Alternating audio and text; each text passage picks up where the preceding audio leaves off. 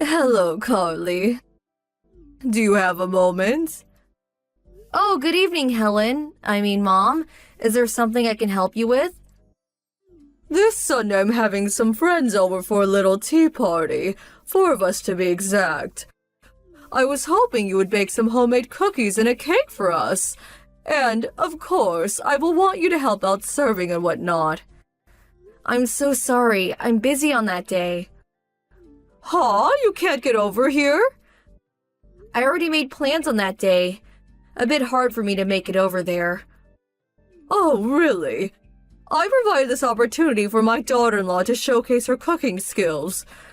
Thought it would be a great way to leave a good impression on my friends. I went out of my way to provide you with this opportunity and you reject it? That's why everyone says you're inconsiderate daughter-in-law.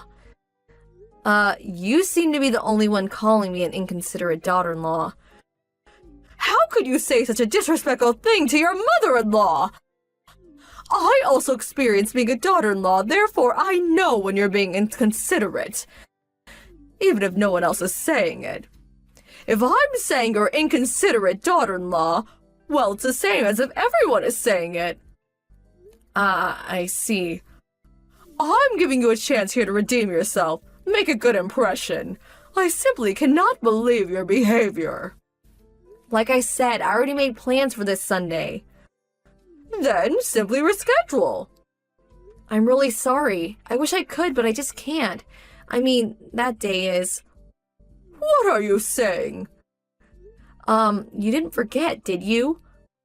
I never forget things, unlike you. Don't treat me like I'm going senile or something. Please, I'm not implying such a thing.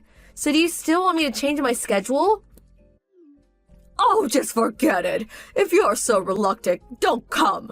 Besides, you get here with that attitude and serve my friends. I'll be the one that will end up embarrassed. But I still want you to make the cookies and cake. I'm really sorry, but I don't have the time for that either. Just bring it to the house on Sunday morning. You're not hearing me. I can't do it. Okay, I'll be waiting for those delicious cookies. I'll say it again. No is no.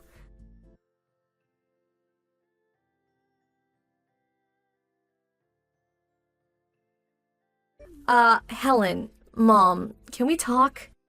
It seems you entered the house while Frank and I were out. Can I ask what you were up to? Hello, Carly. By the looks of it, you somehow managed to make that cake I requested. Thought you were busy. Huh? What are you saying? You didn't bring it over, so I went there to reprimand you, but then I saw that you did indeed prepare something. That cake was more than enough for my guest. So I will forgive you just this time. Like I said, what are you saying? Oh, yes, that reminds me. All the food on the table. I threw it out. What was all that? Little finger sandwiches, canapes, little bits of chicken? So that's how you cook dinner, is it? Just pile it up on one big plate like some community plate. Disgusting. You really should learn to cook and prepare food properly. Plates, bowls, butter plates. There is an art to serving food, you know. Kids won't learn proper etiquette if you serve food on one big plate like it's party food. Well, at least bring back the cake. Oh my God, how time flies. My friends will be arriving soon. Please, Helen, Mom, please bring the cake back. Please. I made that for today. It's a special occasion. Yes, that's exactly right. Thank you so much for the cake. I can't believe you are doing this knowing full well what today is. Oh, my friends have arrived. Sorry, I won't be able to return your line messages. Mom, please.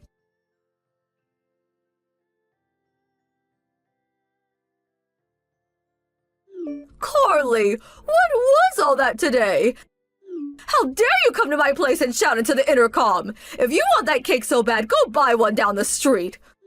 All my friends were shocked. You yelling for your cake back. I was so humiliated. Answer me. Say something. The messages alerts were getting on my nerves, so it's you. Mom, what do you want now? Getting on your nerves, huh? You locked the door, ignored my pleas, and enjoyed the cake with your friends. Well, you seem to have a problem with your attitude. That's not my problem. What did you just say? How dare you talk to your mother-in-law like that? My son will hear of this.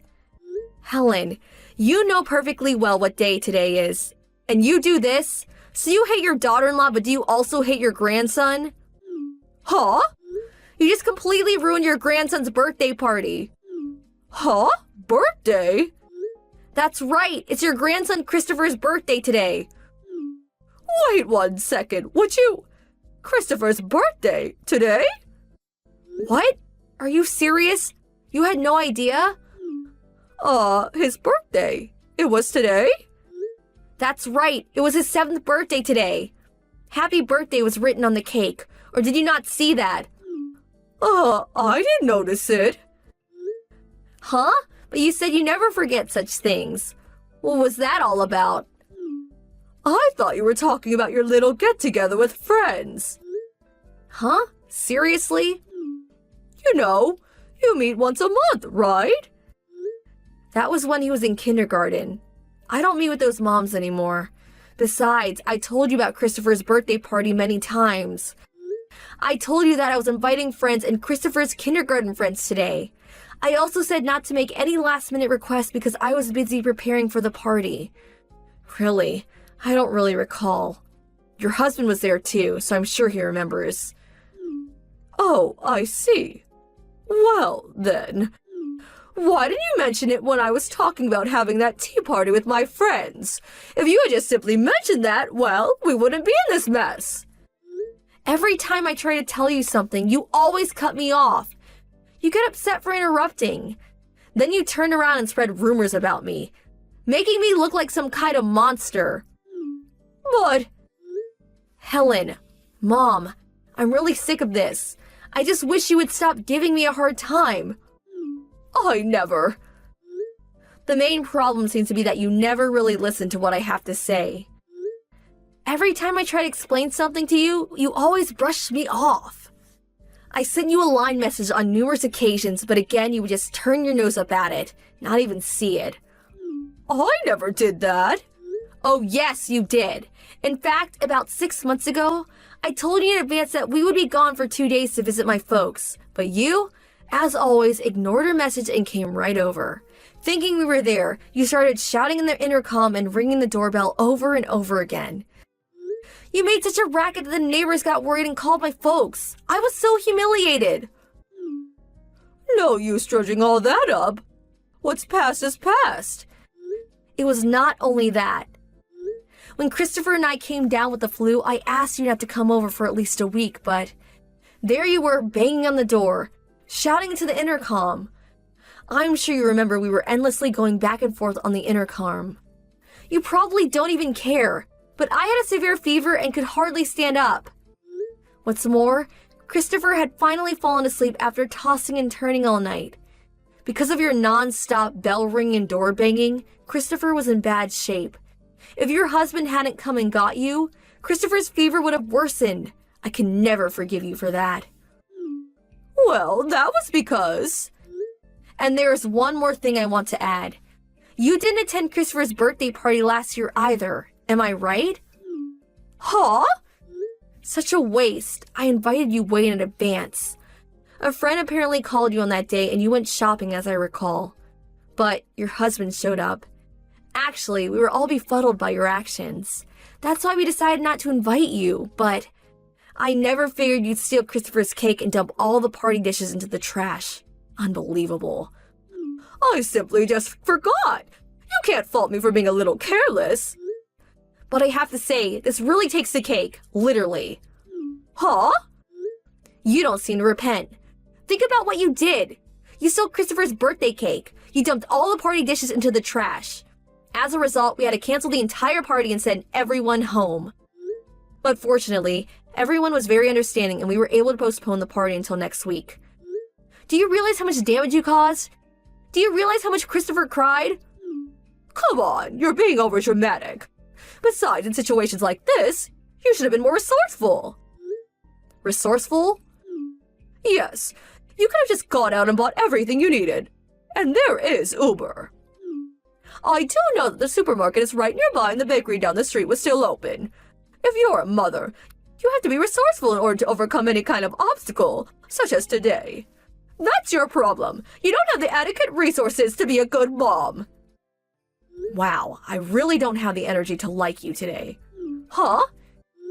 You do know that Christopher is allergic to wheat flour. Huh?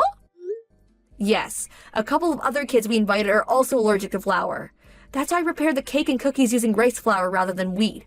But that was all kaput, thanks to yours truly. You say, just go buy it at the supermarket. Well, it's not that simple. Allergy? Christopher is allergic to wheat? Huh? Are you being serious? You weren't even aware of it? This is a serious matter, you know? Well, I was. So whenever Christopher went to visit your house, he never ate any wheat-related foods. What did you think? I just thought your bad attitude just rubbed off on him. Am I hearing you right?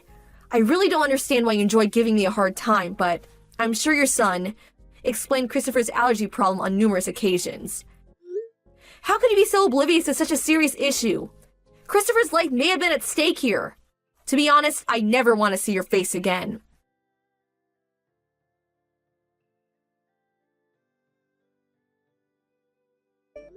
My husband was also following this conversation.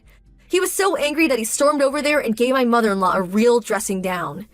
And she finally confessed to all the pestering and the atrocities treatment of me. It turns out she took credit for making the cake, and as for me, of course, she depicted me as some kind of monster that never cooked or took care of the family, much less her child. But fortunately, such lies don't get very far. People who know me quickly refuted such blatant lies.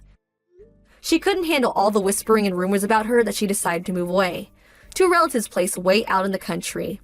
And her husband seemed to come to his wits' end too. This incident seemed to be the last straw for him. Apparently, he finally submitted papers for divorce.